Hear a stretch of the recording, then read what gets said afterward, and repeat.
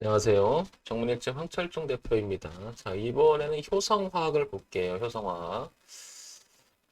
혹시 효성화학도 배워볼 수 있을까요? 말씀하셨는데, 종목을 추천하는 건 아니고, 여기 우리 같이 공부하시는 분들 공부 차원에서 보겠습니다.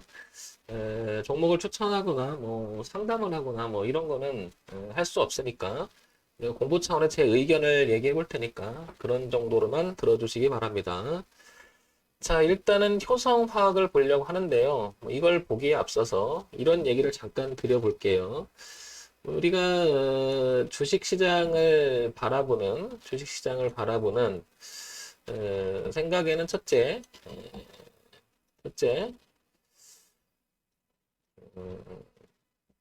첫째, 기술적 분석이라고 하죠. 기술적 분석, 차트 분석, 그 다음에 가격 분석이라고 하죠. 근데 여기에는 뭐 기술적으로 지지와 저항에 대한 이야기가 나오고요. 그죠?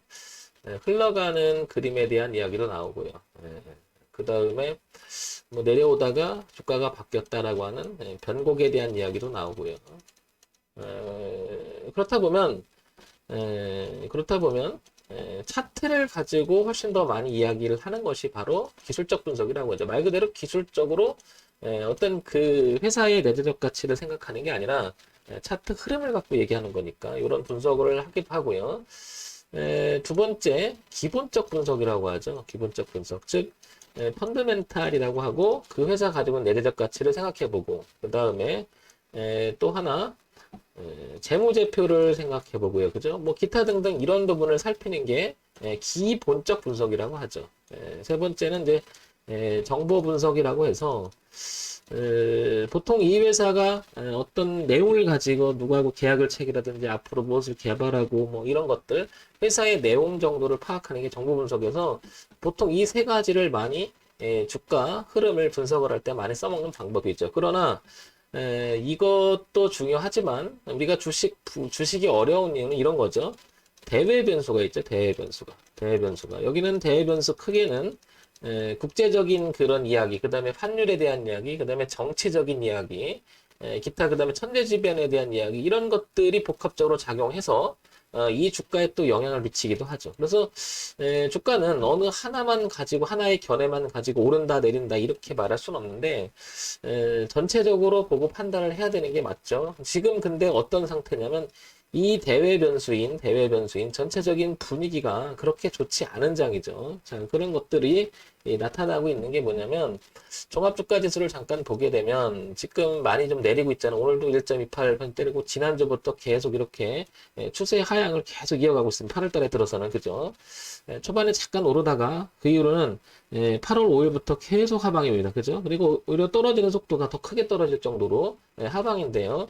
그럼 이 속도가 이 흐름이 어디까지냐고 봤을 때는 여기 한번 볼게요. 월봉에서 한번 보게 되면 2020년에 2010년 그리고 2018년 그리고 2020년과 2021년으로 이어지는 소위 말해서 여기서 오버슈팅 하는 구간이 있죠. 그래서 지금 이렇게 눌림이 들어올 가능성이 훨씬 높아졌죠. 여기가 2800선 정도 되는데요. 그러니까 뭐 한 번에 빠지긴 어렵고 왔다 갔다 하면서 이제 이렇게 이런 형태가 되면서 주가는 조금 더 빠지지 않을까 이런 생각이 드는 거죠. 그래서 2800선까지는 열어두고 반등을 한다고 하면 시장의 분위기는 주봉에서 이 대추세 흐름이 갔던 자리니까 여기가 3200 초반대까지는 범위가 넓어지고 있죠. 그러니까 상당히 넓어지고 있습니다. 파동의 범위가. 그러면 올라와도 저항이 굉장히 많고 내려온다면 2800선까지 그럼 내려가는 공간도 많이 남아 있고요. 올라온다 하더라도 여기 보시면 빼곡한 저항이 굉장히 많습니다. 그러면 파동의 범위가 3200포인트 초반에서부터 3200, 한 25 정도를 보고 있고요. 그 다음에 2800선까지는 열어두면서 이 파동의 범위를 살펴야 되겠죠. 그만큼 하방 압력을 받는 위치입니다. 그죠? 이런 점은 좀 생각을 먼저 해둬야 되겠죠. 자, 그래서 대외적인 분위기가 전체적으로 하방으로 유지가 된다라는 것을 말씀드리고 싶고요. 효성화학을 보겠습니다. 효성화학을 보게 되면 일단 효성화학은 거래소에 상장이 되어 있고 중형주죠. 화학. 그 다음에 시가총액이 한 1조 정도 됩니다. 오늘 한 0.78% 보합권인데요. 그 다음에 그동안에 돈은 좀 잘 벌고 있었는지를 한번 볼게요. 그래서 여기 재무 정보를 잠깐 보게 되면 효성화학은 지금 32만 원대 유지가 되고 있죠. 분기 실적을 보게 되면 작년 3, 4분기, 4, 4분기, 올해 1, 4분기까지 이어지는 이 매출액 구조를 보게 되면 4,800억, 4,700억, 5,900억. 그러면 영업이익이 상당히 좋아요. 따라서 당기순이익이 굉장히 괜찮고 올라가는 중이에요. 그죠? 그러니까 분위기가 작년에서부터 올해 이어지는 1년 정도 분위기는 좀 좋은 분위기인데 지금 이게 떨어진 게 이런 실적하고 무관하게 대외 변수에 의해서 떨어지지 않나 이렇게 생각이 됩니다. 그러니까 전체적인 흐름 때문에 그런 거죠. 자, 그 다음에 2018년, 2019년, 2020년까지 매출액을 보면 1조 1000억, 1조 8천억, 1조 8천억인데 그래도 매출액 구조, 영업이익이나 구조적으로 보면 굉장히 양호한 흐름을 보이고 있음을 알 수 있습니다. 그러면 기본은 하면서 돈은 그래도 어느 정도 잘 벌고 있는 회사다. 이렇게 판별이 되죠. 자, 그러면 시장에서 어떤 이야기가 오가는지 볼게요. 효성화학, 베트남 신규 설비 본격 가동, 실적 성장 기대성이 나오고요. 그죠?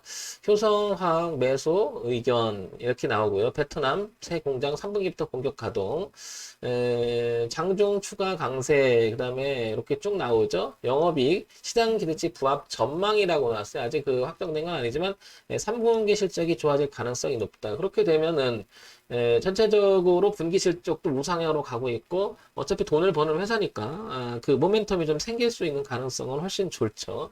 그런데 주가는 빠집니다. 자, 그래서 종합적으로 한번 판단을 내려볼게요. 지금 황 대표가 얘기하는 거 정답은 될 수는 없겠지만 흐름상에 보게 되면 주가라고 하는 것은 차트에서 나타 그동안에 움직였던 가격대를 보면서 통합적으로 생각해 볼 수 있는 위치를 한번 생각해 볼게요.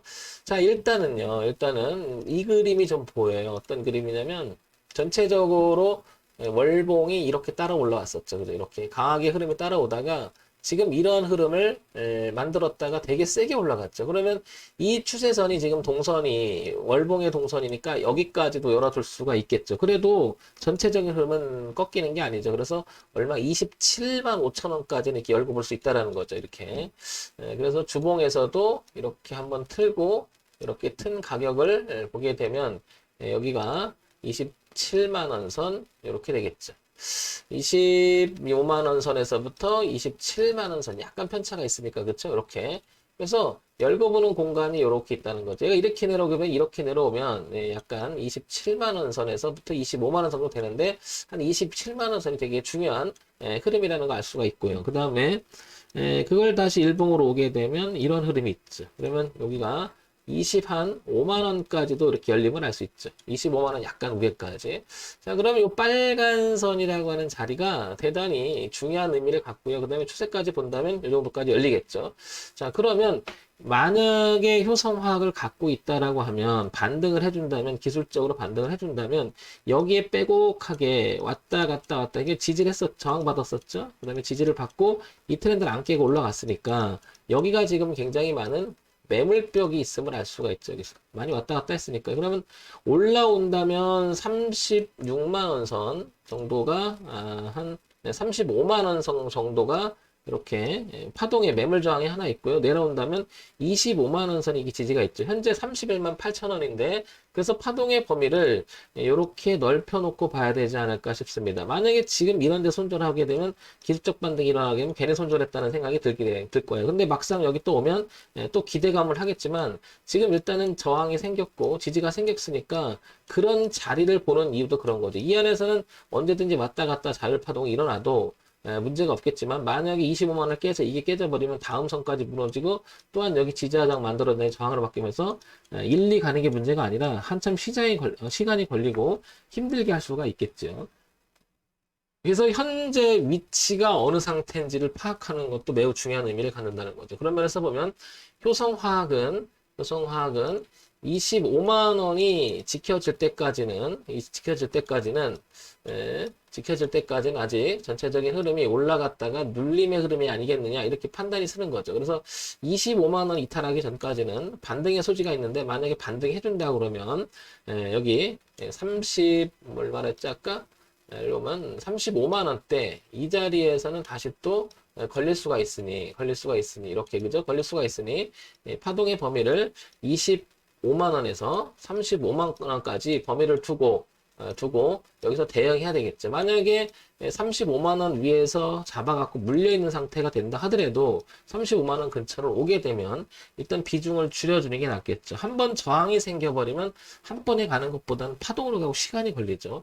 지금 문제는 효성화학 내에 있는 그 자체적인 이 종목에는 문제가 없어 보여요. 하지만 대외 변수가 지금 안 좋기 때문에 그 영향을 받아서 25만 원까지 밀릴 수 있다라고 가정을 해두는 거고, 그 전에 기술적 반등이 일어나서 35만 원 정도 와준다면 비중을 줄여주는 게 어떻겠냐. 그리고 다시 얘가 저항을 받고 밀려서 25만 원 분판에 지지를 하게 되면 여기서 진입 자리를 한번 생각해 보는 것도 괜찮아 보인다는 거고, 35만 원을 넘어가서 장이 좋아져서 전체적인 분위기가, 그리고 35만 원을 다시 지지해서 돌아가는 모습이 나온다면 이때도 노려볼 만한 거죠. 항상 저는 그렇게 생각을 해요.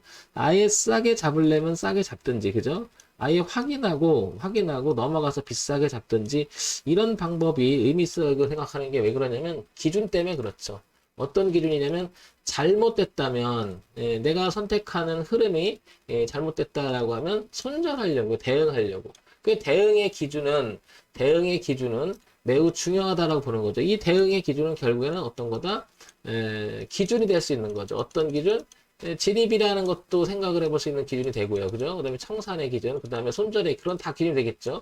그래서 아래를 보게 되면 가지고 계신 분, 신규 진입을 노린다고 생각을 해도 25만 원은 중요한 것 같고, 그 다음에 반등을 해준다면 저항이 생겨버렸잖아요. 그러니까 35만 원대, 이런 가격대를 생각하면서 적어도 천천히 실적도 보면서 3분기 그 실적이 가시화되는 걸 보면서 이런 종목들은 단기간에 보는 게 아니라 좀 길게 봐야 되겠죠. 자, 이렇게 천천히 보시기 바랍니다. 효성화학 종목 추천하는 건 아니고 제 개인적인 이야기를 하는 거니까 참고사항으로만 봐주시기 바랍니다. 자, 정문일집 황철종 대표였고요. 좋아요, 구독, 그리고 알림 기능 부탁드립니다.